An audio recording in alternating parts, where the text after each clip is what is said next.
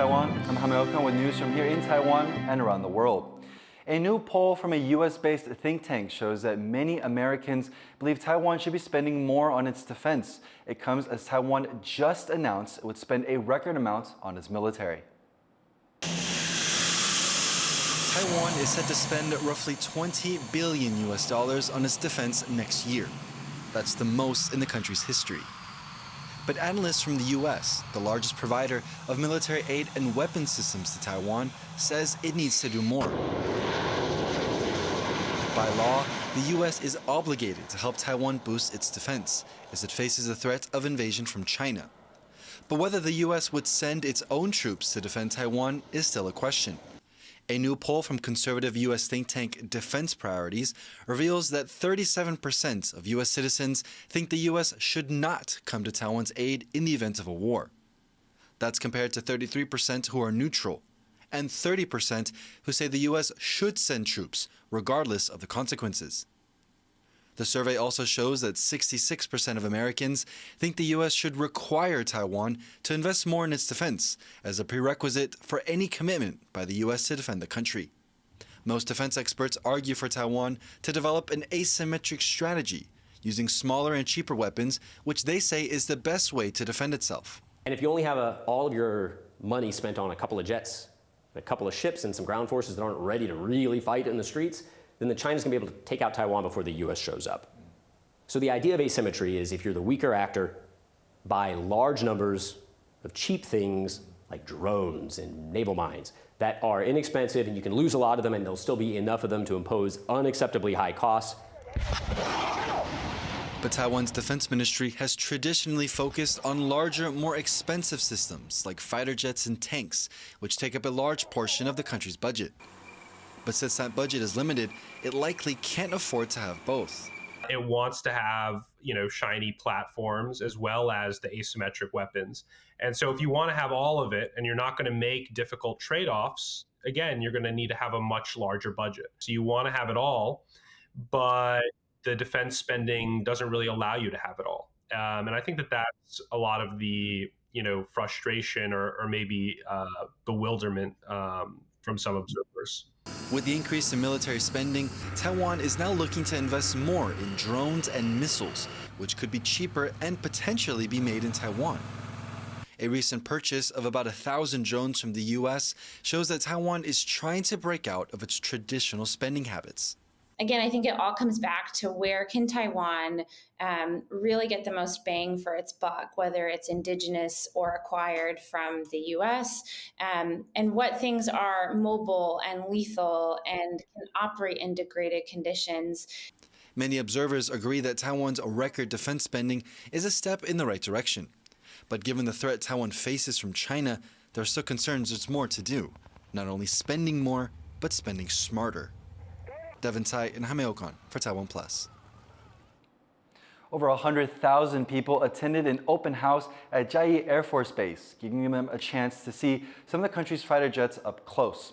The open house is part of efforts to educate the public on the work the Air Force does. Chiayi is home to the country's U.S.-made F-16 fighter jets, Taiwan's most advanced military aircraft. Taiwan has one of the largest fleets of F-16s in the world.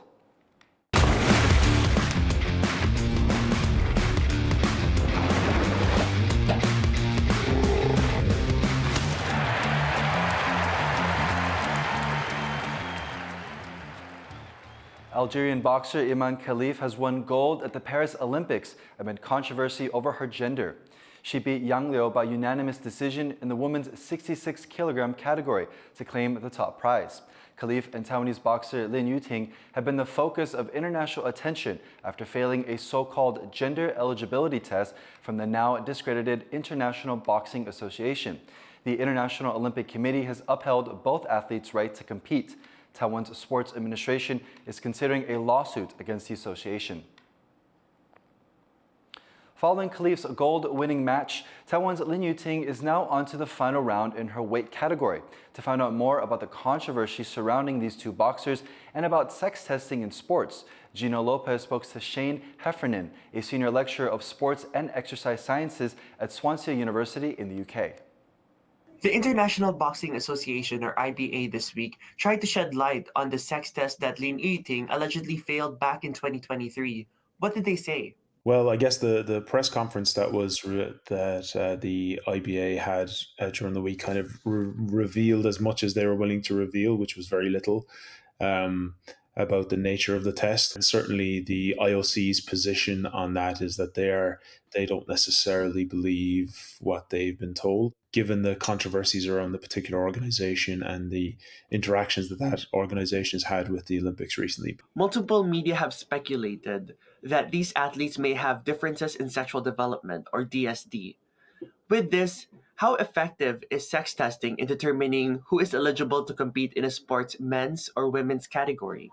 So that would depend on the eligibility criteria that we're specifically talking about. So, for example, if the eligibility criteria was the presence of a chromosome makes you ineligible, then that test is relatively easy to conduct. There are other versions of this type of test where you look for a specific genomic region called the SRY gene, certainly individuals with a DSD, which, by the way, for the record, we certainly do not know that these athletes have. It would depend on what the organization in question determines as the eligibility criteria.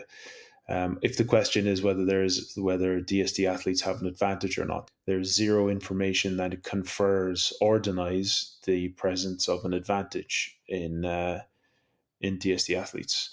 Amidst these different standards of sex testing across different sports organizations, what steps must the IOC take in order to avoid this kind of controversy in the future? Previously, the IOC used to carry out sex testing. I think that was kind of eradicated in the 2000s, and certainly the IOC's criteria in this case is the athlete passport and the declaration of the athletes themselves. So I guess the fundamental question is: should DSD athletes be eligible to compete in the female category?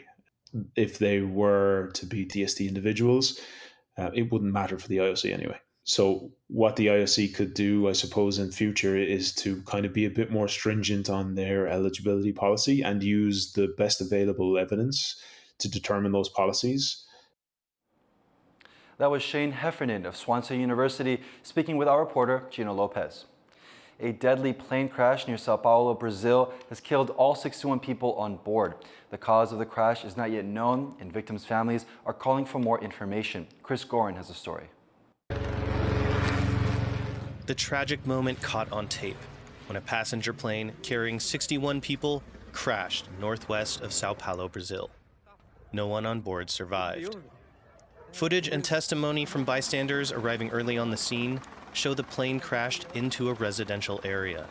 Na hora que eu ouvi o barulho do avião caindo, eu olhei pela janela de casa e vi no momento que ele caiu. Do jeito que ele caiu, eu já saí correndo de casa e fui ver onde que ele caiu. Eu vi que ele tinha caído numa casa de casal de senhores, que é bem conhecido aqui na Capela.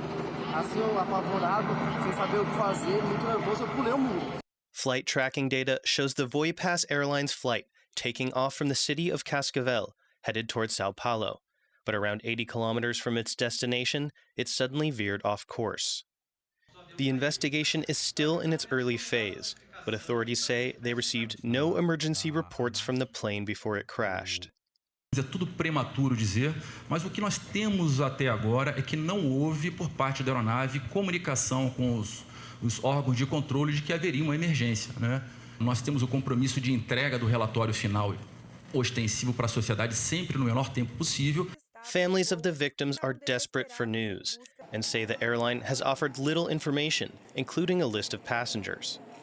Tenho muitos conhecidos que eu ainda não consigo confirmar. A maioria das pessoas que estão aqui, a gente não consegue ter a certeza e muita gente nem caiu a ficha. Então tem ali pessoas com esposa, mãe, filho, mas ninguém caiu a ficha porque ninguém teve acesso a essa lista. Eu acho que isso só vai cair a ficha e falar, eu tenho um parente ou um amigo a hora que a gente conseguir ver essa lista.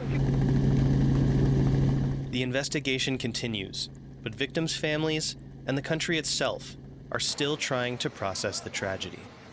Ethan Pan and Chris Gorin for TaiwanPlus. At least 100 Palestinians have been killed by an Israeli airstrike on a school housing displaced residents in Gaza.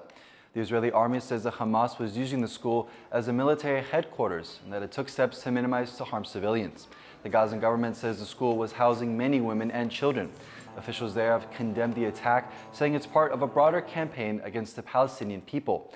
Israel stands accused of genocide at the International Court of Justice amid ongoing calls for a ceasefire in the region. North Korean state media has released photos of the country's leader, Kim Jong-un, visiting victims of flooding caused by the recent tropical storm Chiayi. International media has not been able to verify the photos, which show Kim visiting temporary shelters and meeting with residents.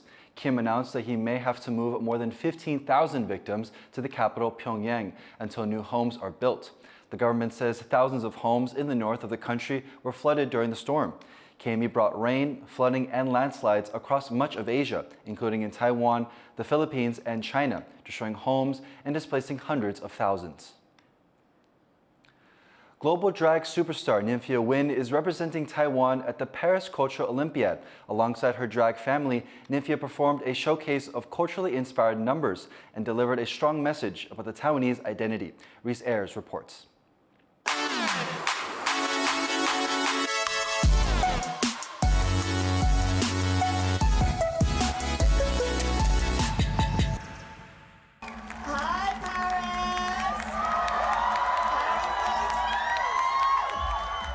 From Taipei to LA to Paris. Drag queen and winner of RuPaul's Drag Race, Nymphia Wind, takes the stage at the Cultural Olympiad. And in true Wind family fashion, she puts Taiwan front and center in her performance. What are you looking at?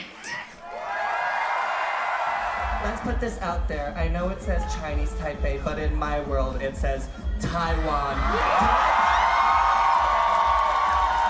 Here, she's referring to the name Taiwan must compete under in the Olympics, Chinese Taipei, due to pressure from China.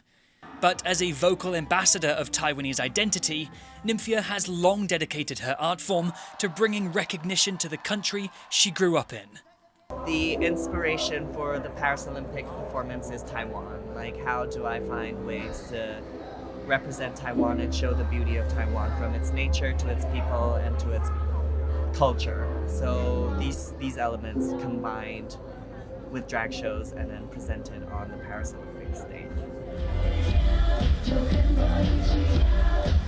Alongside her drag family, Nymphia performed several numbers inspired by Taiwanese culture and aesthetics, including one dedicated to the sea goddess Matsu, a deity revered in Taiwan.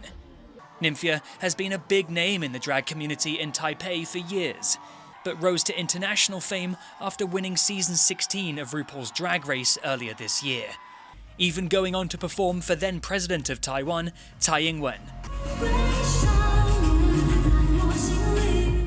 And now that she's conquered the Paris stage, Nymphia has set her sights on global domination, with the goal of teaching the entire world about Taiwan. Future plans, you never know. I'm really interested and I'm very passionate about combining Taiwanese culture with drag performances, and I like curating these shows that incorporate these elements. So you'll see, we might tour the world with these Taiwanese shows, and I might develop more shows in the future. Currently based out of New York, Nymphia will be returning to Taiwan to perform during Taipei Pride in October, alongside a host of international drag queens, as she assumes the role of ambassador for Taiwan and the wider LGBTQ+ community.